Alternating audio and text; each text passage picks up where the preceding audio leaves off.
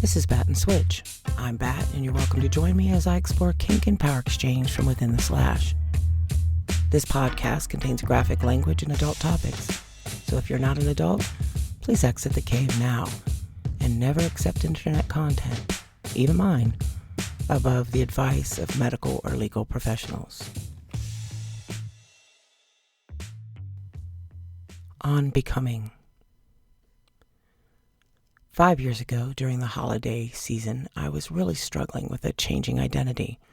I was systematically deconstructing and reconstructing myself with the help of a loving tribe and an honorable master. In the ensuing years, I morphed frequently, slow and steady at some points, and with the speed and fury of an avalanche at other times. I don't know why, but I assumed that there would be growth and it would come easier over time. Or maybe I would stop growing at some point. I know it's silly. There's no end to change, it seems, and it never really gets easier. I have friends with pet snakes and lizards, and every time I catch one of their Instagram feeds with shedding images of their critters, I am reminded of how daunting it is to grow, to shed, to create our new us. We cannot grow and remain safely in our old skin at the same time. In those moments of shedding, we are at our most vulnerable. It is exhausting business. Years later, it was the discomfort in becoming that was heavier on my mind. It went a little something like this. So, cue Bat on the cusp of who knows what. I'm not exactly sure. What did this becoming feel like? What did it look like? If you'd asked me then, I would have said, it's the sense that what I am is different in each moment from what I was in the last. And then in my next breath, I'll be something altogether different still. And I want to stop it, or at least catch my fucking breath. But I'm also damn curious about what's coming. What will I become next? One of my favorite storylines of all time is that of Pygmalion, and I enjoy nearly all of its derivatives. There's the Shaw play and subsequent My Fair Lady musical. Even Pretty Woman makes the cut. Of course, Americans love happy endings, so the story loses a bit of its oomph in our versions, but the elements are there. We all become. Some of us are lucky enough to forge our own character, or to help, at least, as it's fashioned. Some are created in the image of someone else, or we simply choose a more appealing life as a template.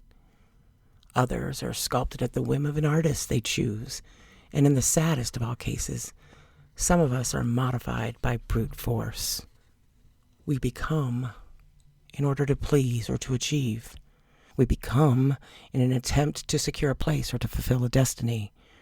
We become, in the best of circumstances, a better version of ourselves. We are distilled into the purest form of ourselves, if we're lucky. The risk, of course, comes when we're fitted for a purpose that doesn't actually exist, or shouldn't. I think today of Eliza Doolittle, bemoaning the fact that she was not peddling flowers anymore as she once had, but she had become a respected lady, and now she served only one purpose. She said, I sold flowers. I didn't sell myself, and now that you've made a lady of me, I'm not fit to sell anything else. You're welcome for me not attempting a British accent. Eliza had become the lady that her creator wanted her to be, but he didn't really want her at all. Now, I don't feel like I'm being passed over, as she said she was in the film, but I do wonder at what I am, and I am fascinated by whom I'm becoming. I trust the one that I choose to serve. I trust the ones that I love. I feel no manipulation or agenda. I fear no pain that will be unbearable on the horizon. I'm simply uncomfortable in my skin these days. Things are changing quickly again. Growth is coming in awkward and unexpected spurts. In related news, related only I suppose in my mind, I learned that the title of Heinlein's Stranger in a Strange Land came from a passage in Scripture, from Exodus, actually. And I suppose we are all just visiting here, even in the skin that we're in. And I find myself here again, over and over, across time and a full 5 years after I first began exploring this in a purposeful and reflexive way. I look back across the tableau of my life, and I barely recognized the person I was here and there along the way. I mean, I like her. I like her more now, and I suspect I'll dig her even more tomorrow. But today, I'm stretching. I'm feeling so uncomfortable in my skin. I'm arching my back. I'm taking a deep breath, and I'm getting ready to shed the limits that bind and no longer serve me. It's time to become once again.